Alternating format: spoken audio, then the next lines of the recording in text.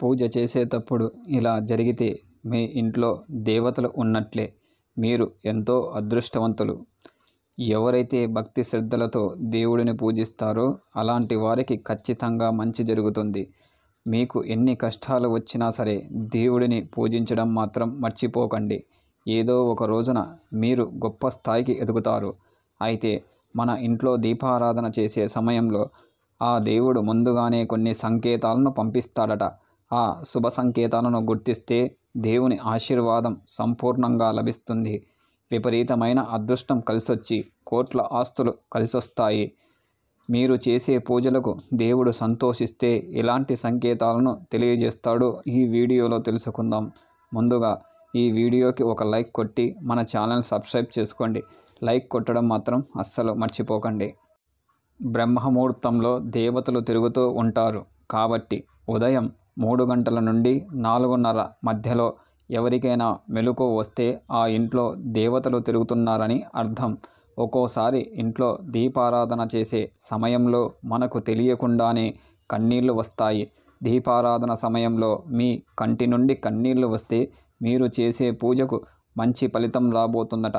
ఇక మీకున్న కష్టాలన్నీ తొలగిపోతాయని అర్థం. అలాగే దేవునికి హారతి ఇచ్చేటప్పుడు ఒక్కోసారి దేవుడి ముఖంలో చిరునవ్వు కనిపిస్తుంది.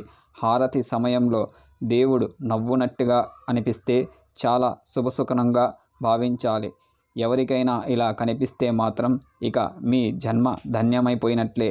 మీరు చేసే పూజలన్నీ నేరుగా ఆ దేవుని పాదాల చెంతకు చేరుతాయని అర్థం. అలాగే పూజా గదిలో దీపం వెలిగించేటప్పుడు ఒక్కోసారి మన చెయ్యి కాలుతుంది. ఇలా జరిగితే అశుభంగా భావించాలి. పూజలో మీ చెయ్యి కాలితే మీరు ఏదో తప్పు చేశారని అర్థం. కాబట్టి ఎటువంటి చెడు ఆలోచనలు లేకుండా భక్తి శ్రద్ధలతో దేవుడిని పూజించాలి. అలాగే మీ ఇంట్లో అనుకోకుండా పాలు పొంగితే ధన రూపంలో మీ ఇంట్లోకి లక్ష్మీదేవి రాబోతుందని అర్థం. అలాగే ఒక్కోసారి ఉన్నట్లుండి గజ్జల శబ్దాలు వినిపిస్తూ ఉంటాయి. మీకు గజ్జల శబ్దం వినిపిస్తే మీ ఇంట్లో లక్ష్మీదేవి తిరుగుతుందని అర్థం. విపరీతమైన ఐశ్వర్యం మీ ఇంటికి రాబోతుందని సంకేతం. అలాగే ఒక్కోసారి మన ఇంట్లో ఎవరో ఉన్నట్లు అనిపిస్తారు. అలా అనిపిస్తే మాత్రం మీ ఇంట్లో దేవతలు ఉన్నారని సంకేతం. మీ ఇంటికి అదృష్టం పట్టబోతుందని అర్థం. అలాగే ఇంట్లో దీపారాధన చేసేటప్పుడు ఒక్కోసారి దీపంలో నూనె లేకపోయినా సరే దీపం అలాగే వెలుగుతూ ఉంటుంది. ఇలా జరిగితే మాత్రం చాలా అదృష్టంగా భావించాలి. మీ ఇంట్లో దేవతలు తిరుగుతున్నారని అర్థం. అలాగే పూజా గదిలో దీపం వెలిగించిన తర్వాత ఆ దీపం ప్రకాశవంతంగా వెలిగితే మీరు చేసే పూజలకు దేవుని ఆశీర్వాదం లభించిందని అర్థం. మీ పూజలకు దేవుడు సంతోషంగా ఉన్నాడని, మీ కోరికలను నెరవేరబోతున్నాయని అర్థం. అలాగే ఇంట్లో దీపారాధన చేసే సమయంలో దేవుడి పటం నుండి పువ్వులు పడితే చాలా శుభ సంకేతంగా భావించాలి. దేవునికి పెట్టిన పువ్వులు అకస్మాత్తుగా కింద పడితే మీ పూజలకు దేవుళ్ళు సంతోషంగా ఉన్నారని, మీ ఇంటికి మంచి జరగబోతుందని శుభ సంకేతం. ఈ పువ్వులను దేవతలు ఆశీర్వాదంగా భావించి మీ బీరువాలో పెట్టుకుంటే డబ్బు పరంగా మీ ఇంటి బాగా కలిసొస్తుంది. జీవితంలో డబ్బు కొరత ఏర్పడదు.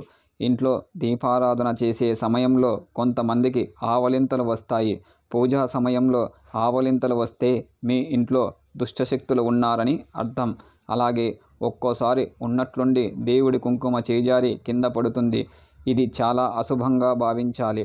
పూజా సమయంలో ఇలా జరిగితే మీ భర్తకు సమస్యలు రాబోతున్నాయని అర్థం. ఇలా కుంకుమ కింద పడినప్పుడు దాన్ని చీపురుతో ఊడవకుండా ఆ కుంకుమను చేతిలో తీసేసి పారుతున్న నీటిలో కలిపితే ఎలాంటి దోషం ఉండదు. అలాగే దీపారాధన సమయంలో దీపం కొండెక్కితే మీ కుటుంబంలో సమస్యలు రాబోతున్నాయని అర్థం. పూజలో దీపం కొండెక్కితే ఓం నమఃశివాయ అనే మంత్రాన్ని జపించి కొత్త దీపాన్ని వెలిగిస్తే ఎలాంటి దోషం ఉండదు. అలాగే దీపంలోని ఒత్తులు పూర్తిగా కాలిపోతే మీ ఇంటిపై దేవుని ఆశీర్వాదం ఉందని అర్థం. అలాగే మీ పూజా గదిలో బల్లి కనిపిస్తే మీ ఇంటికి డబ్బు రాబోతుందని సంకేతం. బల్లులను లక్ష్మీదేవి సంకేతంగా భావిస్తారు.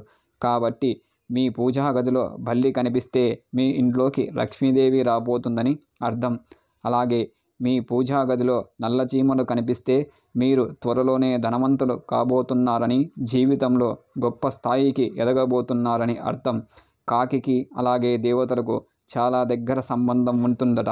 కాబట్టి ప్రతిరోజు మీ ఇంటి ముందుకు కాకి వస్తే ఏదైనా ఆహారాన్ని ఆ కాకికి పెట్టండి. దేవతల ఆశీర్వాదం మీ ఇంటిపై ఉంటుంది. అలాగే మనలో చాలామందికి కలలో దేవతలు కనిపిస్తూ ఉంటారు. మీ కలలో దేవుళ్ళు కనిపిస్తే మీ ఇంటికి ఏదో మంచి జరగబోతుందని, త్వరలోనే ఒక శుభవార్తను వినబోతున్నారని అర్థం. అలాగే దీపారాధన చేసే సమయంలో ఒక్కోసారి దీపం నుండి శబ్దాలు వస్తాయి. అలా అస్సలు రాకూడదట. దీపం ప్రశాంతంగా వెలగాలి. అంతేగాని శబ్దం చేస్తూ దీపం వెలిగితే పూజలో తప్పులు చేస్తున్నారని అర్థం. దేవుని పూజలో కొబ్బరికాయ వెంటనే దాన్ని తీసేసి మీ కాళ్ళు చేతులను శుభ్రంగా కడుక్కొని కొత్త కొబ్బరికాయను కొట్టండి. ఇలా చేయడం వల్ల ఎలాంటి దోషం ఉండదు. అలాగే దేవునికి పెట్టిన నైవేద్యాన్ని తరచూ చీములు పడుతూ ఉంటే మీ నైవేద్యాన్ని దేవుడు స్వీకరించాడని అర్థం. మీ ఇంట్లో ఒకే చోట 3 బల్లులు కనిపిస్తే మీ ఇంట్లోకి లక్ష్మీదేవి రాబోతుందని అర్థం.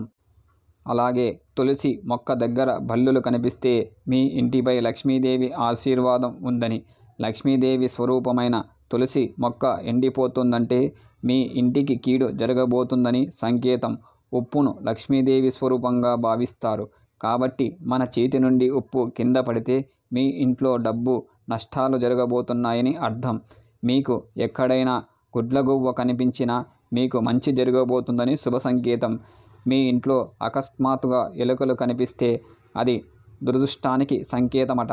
తరచూ మీ ఇంట్లో ఎలుకలు కనిపిస్తే భవిష్యత్తులో ఏదో చెడు జరగబోతుందని అర్థం.